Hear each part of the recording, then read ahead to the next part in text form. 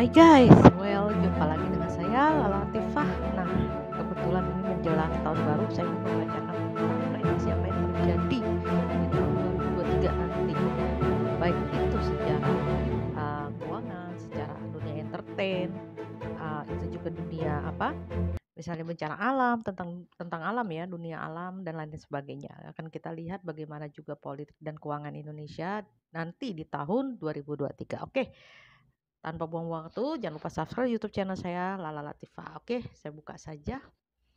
Nah, untuk masalah dunia keartisan ya, dunia entertain, mungkin di sini aku ngelihat ada kenaikan akan ada namanya hal-hal baru yang datang di dunia entertain. Sesuatu yang baru akan ada namanya penemuan baru juga, akan ada namanya di dunia entertain itu akan rame yang namanya nanti ikatan-ikatan cinta atau ada pernikahan-pernikahan di dunia entertain ini dari para artis atau selebriti kita ya.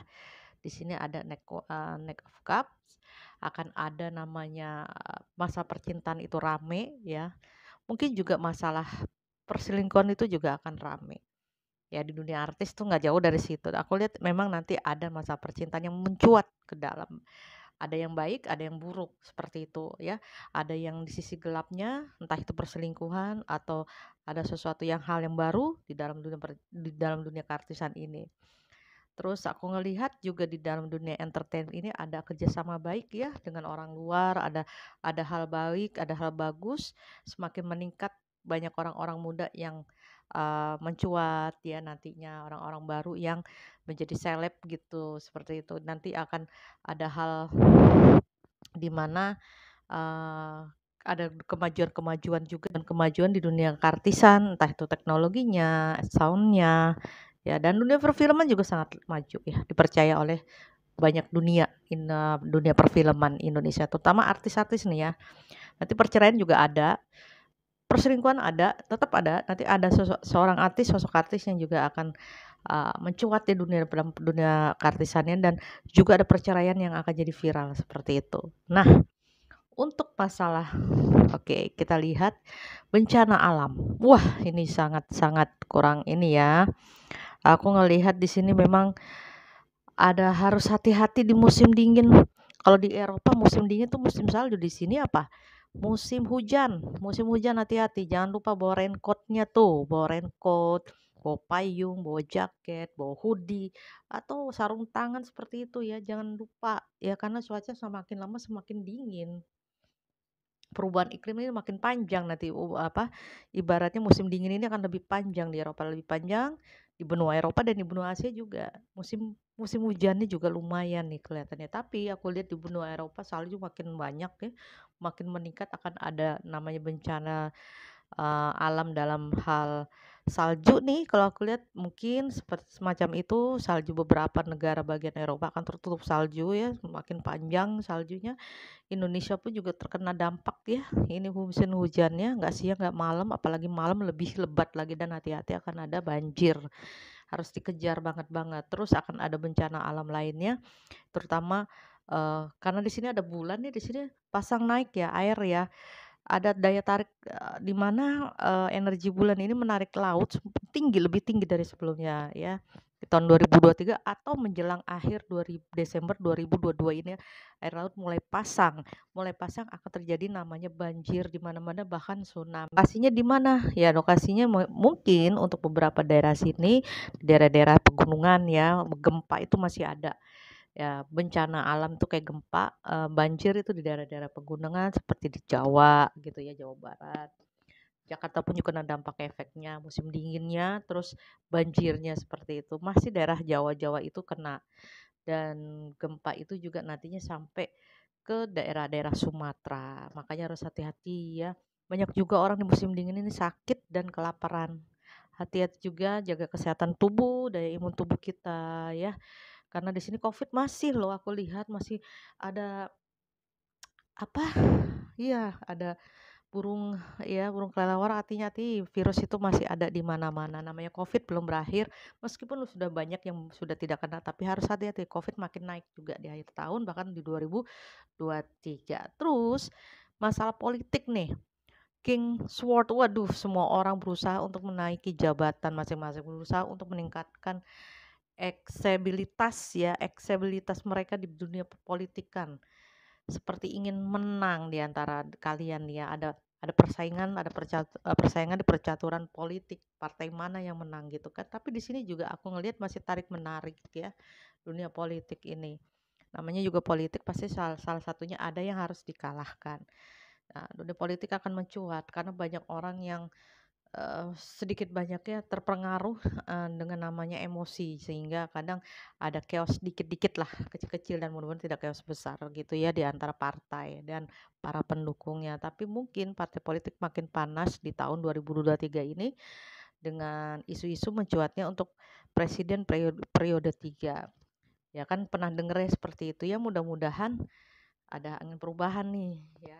Mudah-mudahan aja presiden kita, suasana politik makin lama makin panas. Aku melihat ingin jadi pemenang, ingin mendapatkan hati masyarakat, dan para pendukungnya ini yang kadang bikin masih kurang cerdas, kadang masih uh, emosian dan ingin mendukung partainya dengan cara yang tidak baik gitu. Oke, jadi harus berhati-hati ya dalam berpolitik, lebih bijaksana, lebih damai, lebih tenang. Oke, biar rakyat tidak terpengaruh.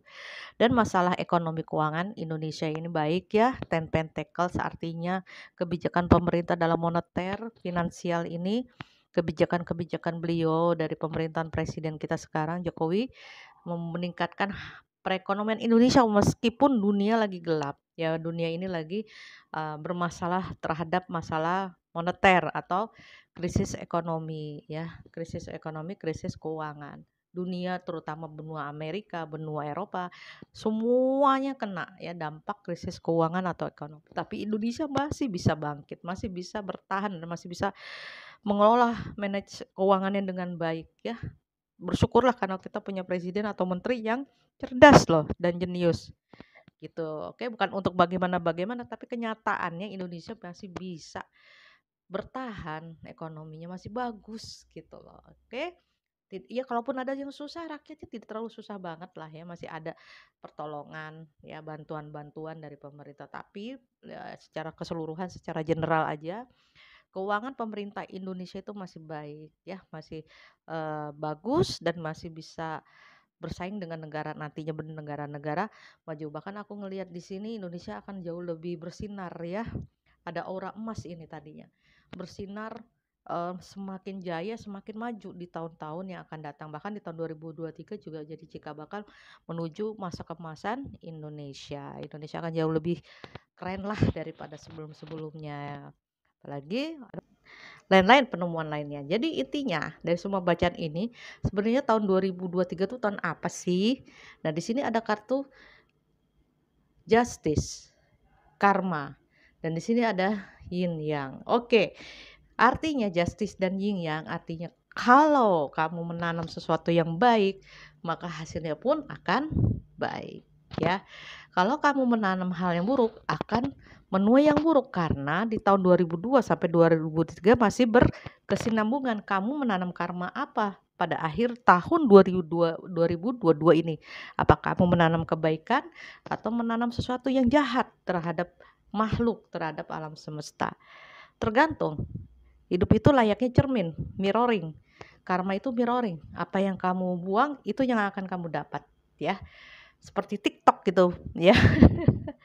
Ini tahun dimana orang yang tadinya mungkin kelihatannya alim, ternyata busuk gitu hatinya, akan nampak gitu ya. Kelihatannya alim, soleh, soleha gitu, tatutnya busuk gitu ya hatinya. Nampak nanti di tahun 2023, terlihatlah.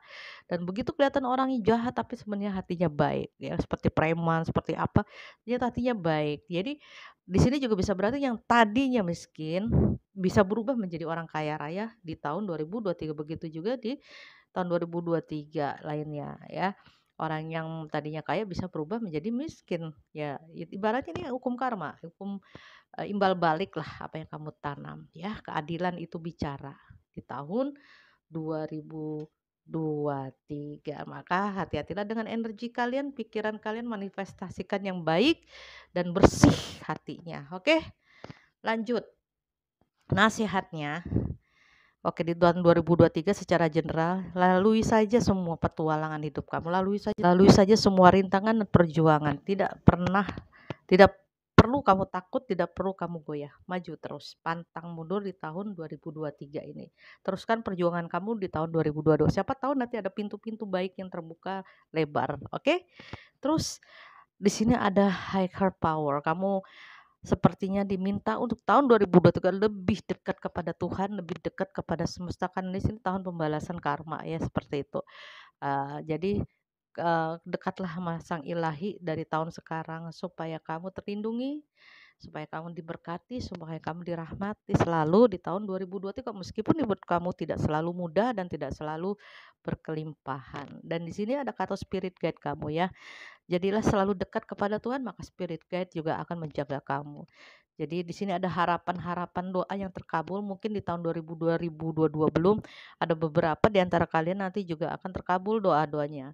Tetap berdoa, tetap berafirmasi dan scripting, siapa tahu nanti di tahun ini doa-doa kamu terkabulkan. Dan terakhir, jaga keharmonisasian ya, baik dengan dirimu sendiri terutama dengan orang lain di luar, inside dan outside. Inside-nya harmoni pada dirimu, selaras terhadap dirimu, dan outside selaras terhadap makhluk-makhluk lainnya. Jaga keharmonisasian, jaga keselarasan, jaga perdamaian. Yang penting kamu damai ya. Damai itu penting, damai itu indah. Oke, itu saja yang saya bisa bacakan apa yang akan terjadi di tahun 2023 ya, sesuai dengan bacaan saya, karena ini general reading, tidak bisa 100% buat untuk yang saya bacakan. Bagi yang ingin konsultasi silahkan DM Instagram saya @latifah_tarot_leader. Saya pamit, wassalamualaikum warahmatullahi, salam rahayu, salam sejahtera.